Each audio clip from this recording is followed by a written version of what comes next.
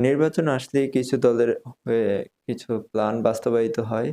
তো কিছু দলের প্ল্যান আছে যে কাউকে বেকার ভাতা দিবে, ফ্যামিলি কার্ড দিবে, তারপর স্টুডেন্টকে স্টুডেন্ট কার্ড দিবে। এর মাধ্যমে তারা কি করতে পারবে? তারা হচ্ছে লোন তুলতে পারবে। আসলে এই লোনগুলা কাদেরকে দিবে বা কারা পাবে? আজকের আলোচ্য বিষয় সেটাই।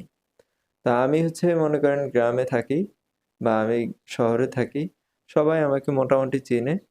আমি হচ্ছে অন্য একটা রাজনৈতিক দলের সাথে সংযুক্ত আছি। এখন আমারও তো ফ্যামিলি আছে। এখন আমার বিপক্ষে যারা আছে যারা এতদিন ফ্যামিলি কার্ডের কথা বলছিল, তারা হচ্ছে একটা রাজনৈতিক দলের সাথে সংযুক্ত আছে। এখন তারা যদি ক্ষমতায় যায়, আপনার কি মনে হয় কোনোভাবে আমি কি ফ্যামিলি কার্ড পাওয়ার সম্ভাবনা আছে? কোনোদিনও নাই। হয়তোবা নির্বাচন শেষ হলে তারা যদি সরকার গঠন করতে পারে, তাহলে হচ্ছে আমি জেল-জুলুমের শিকার হব।